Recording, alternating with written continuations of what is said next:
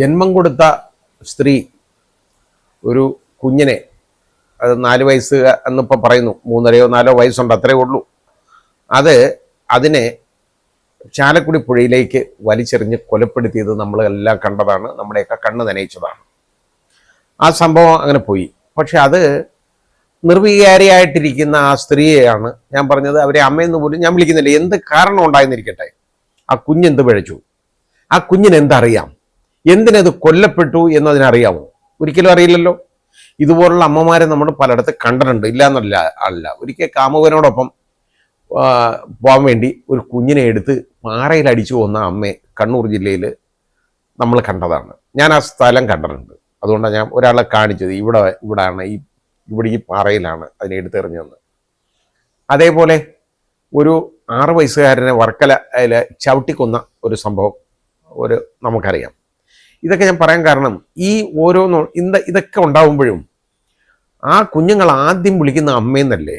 ഇങ്ങനൊരു അപകടം ഉണ്ടാകുമ്പോൾ അത് കാരണം അതിനെ അറിഞ്ഞൂടാ, വേറെ എന്ത് ചെയ്യാൻ പറ്റും?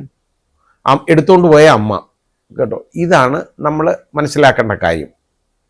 അപ്പോൾ ഇനി ഇതിൻ്റെ പുറകിലിപ്പോൾ എന്താണെന്നറിയോ, വളരെ ഞെട്ടിപ്പിക്കുന്ന വെളിപ്പെടുത്തലുകളാണ് ഇപ്പോൾ വന്നത്. ആ കുടുംബത്തിൽ സ്വസ്ഥതയില്ലായിരുന്നു.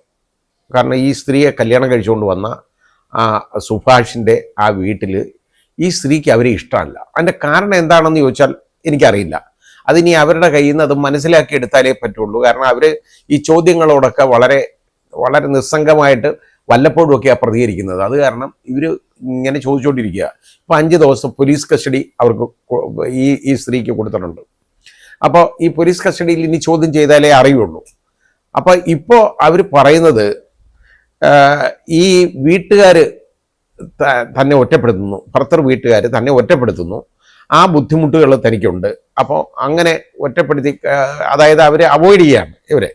ആ രീതി വന്നപ്പോൾ അതുകൊണ്ട് അവർക്ക് ഇഷ്ടമല്ലാത്തത് എന്നുള്ള രീതിയിൽ ഒക്കെ ഉള്ള ഒരു വർഷം വന്നിട്ടുണ്ട്. അപ്പോൾ അത് മാത്രമല്ല, ഇപ്പം ഈ പുറത്തു വന്ന വിവരം എന്ന് പറയുന്നത്, നമുക്കൊക്കെ ഇത് പറയാൻ അറയ്ക്കുന്ന വിവരമാണ്. ഈ പിതൃ സഹോദരൻ ഈ കുഞ്ഞിൻ്റെ, അയാൾ കഴിഞ്ഞ 1.5 വർഷമായിട്ട് ഈ കുഞ്ഞിനെ പീഡിപ്പിച്ചുകൊണ്ടിരിക്കുകയെന്നാണ്. അപ്പം 4 വയസ്സുണ്ടെന്നിരിക്കട്ടെ, 2.5 വയസ്സ് മുതൽ ഈ കുഞ്ഞിനെ പീഡിപ്പിക്കുകയാണ്. ഇത് കൊല്ലപ്പെടുന്നതിൻ്റെ ആ ദിവസം ഉണ്ടല്ലോ, രാവിലെ, അന്ന് പോലും ഇതിനെ അവൻ ശാരീരിക പീഡനത്തിന്, ലൈംഗിക പീഡനത്തിന് വിധേയമാക്കി. അതിൻ്റെ ദേഹത്തൊക്കെ മുറിവുകളൊക്കെ ഉണ്ട്, കേട്ടോ, ഇഞ്ചുറിയൊക്കെ ഉണ്ട്.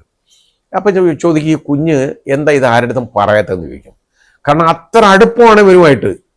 ഈ പ്രായമുള്ള കുഞ്ഞുങ്ങളുണ്ടല്ലോ, അത് ഇങ്ങനെ ലൈംഗികമായിട്ട് ഇതിനെ ഉപദ്രവിക്കുന്ന ആളുകളെ, കുഞ്ഞുങ്ങളെ ഉപദ്രവിക്കുന്നവന്മാരെ നമ്മൾ പീഡോഫൈൽസ് എന്നാണ് അറിയപ്പെടുന്നത്. പീഡോഫൈൽ എന്ന് പറയും.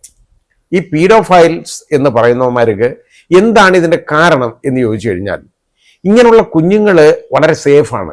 കാരണം ഒന്ന്, അവരെ വളരെ സ്നേഹിച്ചൊക്കെ കൊണ്ടുനടന്നാൽ അവർക്കിത് എന്താണെന്ന് അറിയില്ല. ഇങ്ങനൊരു സംഭവം ഉണ്ടാകുന്നത് ഇത് എന്ത് ചെയ്യാന്ന് അവർക്ക് അറിയത്തില്ല.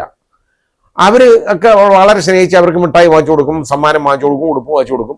ഇതൊക്കെ ചെയ്ത് അങ്ങ് അടുത്ത് ഇരിക്കുകയാണ്. അപ്പോൾ അവർക്ക് മനസ്സിലാവത്തില്ല, ഈ കുഞ്ഞുങ്ങൾക്ക് അറിയില്ല എന്താണെന്ന്. പിന്നെ ഇങ്ങനെയുള്ള ഒരാൾ ഇതൊക്കെ ചെയ്യുമ്പോൾ ഈ കുഞ്ഞുണ്ടല്ലോ, ഇതിന് പരാതിയൊന്നും പറയത്തില്ല. കാരണം ഇതൊക്കെ അതിൻ്റെ ജീവിതത്തിലുള്ള ഒരു കാര്യമായിട്ട് അതിന് തോന്നും, അതങ്ങ് മറന്നും പോവും. അത് അത്രയേ ഉള്ളൂ. വളരെ സേഫാണ് ഇവന്മാരെ സംബന്ധിച്ചിടത്തോളം കുട്ടികൾ. കാരണം ഇവന്മാർ പിടിക്കപ്പെടത്തില്ല. ഇതെന്താ പിടിക്കപ്പെട്ടത്? ഈ കേസ് തന്നെ പിടിക്കപ്പെട്ടത് ഈ കുഞ്ഞ് കൊല്ലപ്പെട്ടതുകൊണ്ടല്ലേ. ഇല്ലെങ്കിൽ ഇതിനെ വർഷങ്ങളോളം അവൻ വീണ്ടും ഇതിനെ ഉപദ്രവിച്ചുകൊണ്ടിരിക്കും. അവസാനം ഇതിന് മാനസിക നില തന്നെ തെറ്റിപ്പോവും. അങ്ങനെയുള്ള ഒരുപാട് കുഞ്ഞുങ്ങളുണ്ട്. ഒരു ഏജൻസി ഒരു പഠനം നടത്തി, കേട്ടോ. നടത്തിയതിനകത്ത് കുഞ്ഞുങ്ങളെ 4ആയിട്ട് അവർ വിഭജിച്ചെടുത്തു. ഒന്ന്, ചിൽഡ്രൻ അറ്റ് ഹോം, അതായത് വീട്ടിലെ കുഞ്ഞുങ്ങൾ. അടുത്തത് ചിൽഡ്രൻ അറ്റ് സ്ട്രീറ്റ്, തെരുവിലെ കുഞ്ഞുങ്ങൾ. അടുത്തത് ചിൽഡ്രൻ അറ്റ് സ്കൂൾ, അത് സ്കൂളിലെ കുഞ്ഞുങ്ങൾ. അതുകൂടാതെ ചിൽഡ്രൻ അറ്റ് വർക്ക് പ്ലേസ്, അതായത് ജോലി സ്ഥലങ്ങളിലെ കുഞ്ഞുങ്ങൾ. ജോലി സ്ഥലത്തെ കുഞ്ഞുങ്ങളെന്ന് പറഞ്ഞാൽ നമ്മൾ വിചാരിക്കും ജോലി ചെയ്യിപ്പിക്കുന്നു. ശിവകാശിയിലൊക്കെ ചെന്ന് നോക്കിക്കോളൂ. ഏറ്റവും ഡേഞ്ചറസ് ആയിട്ടുള്ള ജോലികളിൽ ഈ പടക്ക നിർമ്മാണശാലകളിലും തീപ്പെട്ടി കമ്പനികളിലും അവിടെ എല്ലാം ജോലി ചെയ്യുന്നത് ഹസാഡസ് ആയിട്ടുള്ള ജോലി, അപകടകരമായ ജോലി ചെയ്യുന്നതിന് പലപ്പോഴും കുഞ്ഞുങ്ങളാണ്. കാരണം അവർക്കറിയില്ല, അവരുടെ അടുത്ത് പറഞ്ഞാൽ അവരിതങ്ങ് എടുത്തുകൊണ്ട് വരും. അപ്പോൾ ഇത് ഇങ്ങനെയുള്ള ആളുകളുണ്ട്. അപ്പോൾ നമുക്ക് അതൊന്നും അതിശയോക്തിയുള്ള കാര്യമല്ല. അപ്പോൾ ഇതിനെക്കുറിച്ച് പഠനം നടത്തിയപ്പോൾ എന്തറിയാം, വീടുകളിലുള്ള 40% കുഞ്ഞുങ്ങൾ ലൈംഗികമായിട്ട് പീഡിപ്പിക്കപ്പെടുന്നു എന്നുള്ളതാണ്. 40%, ബാക്കിയുള്ളിടത്തും മോശമൊന്നുമല്ല, തെരുവിലെ 80% കുഞ്ഞുങ്ങൾ ലൈംഗികമായിട്ട് പീഡിപ്പിക്കപ്പെടുന്നു. വർക്ക് പ്ലേസിൽ അതേപോലെ തന്നെ ഏതാണ്ട് 70% കുഞ്ഞുങ്ങൾ ലൈംഗികമായിട്ട് പീഡിപ്പിക്കപ്പെടുന്നു. സ്കൂളിൽ 30% കൂടുതൽ കുഞ്ഞുങ്ങൾ പീഡിപ്പിക്കപ്പെടുന്നു ലൈംഗികമായിട്ട്. ഈ പഠനം നമ്മളെ ഞെട്ടിപ്പിക്കുന്നതാണ്. അപ്പോൾ വീടുകളിലെ ഈ 40% എന്ന് പറയുമ്പോൾ നമ്മൾ ചിന്തിക്കണം, ഇത് എല്ലാ വീടുള്ളവരും മനസ്സിലാക്കണം. ഈ കുഞ്ഞുങ്ങളെയൊക്കെ ലാളിക്കുന്നതിനൊക്കെ ഒരു മര്യാദയുണ്ട്, ഒരു പരിധിയുണ്ട്. അത് നോക്കേണ്ടത് അച്ഛനും അമ്മയാണ്. ഈ അച്ഛനും അമ്മയും തമ്മിൽ മിണ്ടുന്നില്ലെങ്കിലോ? അച്ഛന് പ്രശ്നമല്ല, ഇത് ശ്രദ്ധിക്കുന്നില്ല, കുടിച്ചു കൂത്താതി നടക്കും, നോക്കുന്നില്ല. അമ്മ ഇതേപോലെ നിസ്സംഗയായിട്ട് മാറിയിരിക്കും, അല്ലെങ്കിൽ അതൊന്നും ശ്രദ്ധിക്കത്തില്ല, ആ രീതിയിലേക്ക് പോകും. അപ്പോൾ ഇങ്ങനെയുള്ളിടത്താണെങ്കിൽ ഈ കുഞ്ഞുങ്ങൾ ഒരുപാട് പെട്ടെന്ന് തന്നെ പീഡിപ്പിക്കപ്പെടും. അതിൻ്റെ ഉത്തമ ഉദാഹരണമാണ് ഈ കൊല്ലപ്പെട്ട കുഞ്ഞിന് സംഭവിച്ചേക്കുന്ന ഈ ദുരന്തം. ഇത് ഇവനെയൊക്കെ എന്ത് ചെയ്താ നോക്കും? ഇവനെയൊന്നും വെച്ചേക്കരുതെന്നുള്ളതാണ് എൻ്റെ അഭിപ്രായം, ഈ വൃത്തികെട്ടവനെയൊക്കെ. കാരണം ഇതുപോലെ വൃത്തികെട്ടവന്മാർ ഈ സമൂഹത്തിലെ ഏറ്റവും വലിയ പുഴുക്കുത്തുകളാണ്, സമൂഹത്തിനെ ഇല്ലാതാക്കുന്നവരാണ്. ഈ പിഞ്ചു കുഞ്ഞ് എന്തറിഞ്ഞിട്ടാണ് ഈ കൊടും ക്രൂരതകൾക്ക് വിധേയമായത്? അവസാനം എന്താ? അതിനെ ജന്മം നൽകിയ സ്ത്രീയുടെ കൈകൊണ്ട് തന്നെ അത് വെള്ളത്തിലെറിഞ്ഞ് അത് എടുത്തെറിഞ്ഞ് കൊല്ലപ്പെട്ടു. ഇത് നമ്മൾ കണ്ടതാണ്. അപ്പോൾ ഇത് ഞാൻ പറഞ്ഞില്ലേ, അസ്വാരസ്യങ്ങളുണ്ടെങ്കിൽ ആ ബന്ധം അങ്ങ് വേണ്ടെന്ന് വെച്ചേക്കണം, തീർന്നു. അത് കുഞ്ഞുങ്ങളോടല്ല കാണിക്കേണ്ടത്. പിന്നെ ഈ കുഞ്ഞുങ്ങളോട് ഇത് കാണിക്കുന്നത് എന്തായിരിക്കാം ഈ സ്ത്രീയുടെ ചെയ്തവരാം എന്നുള്ളതിനെ കുറിച്ച് ചിന്തിച്ചപ്പോൾ മാത്രമല്ല, ഇവർക്ക് എന്താണ് ആ വീട്ടിൽ ബുദ്ധിമുട്ടെന്ന് ചോദിച്ചു കഴിഞ്ഞാൽ, അവിടെ സ്ത്രീകളുള്ള വീടല്ല. സ്ത്രീകളെന്ന് പറഞ്ഞാൽ അമ്മ മാത്രമേ ഉള്ളൂ. ഇയാടെ 3 ആണുങ്ങളാണ് ഉള്ളത് സഹോദരങ്ങളായിട്ട്. അപ്പോൾ ഈ സ്ത്രീക്ക് അവിടെ നിൽക്കാനുള്ള എന്തെങ്കിലും ഒരു ബുദ്ധിമുട്ട് വന്നിട്ടുണ്ടോ എന്ന് നമുക്കറിയില്ല.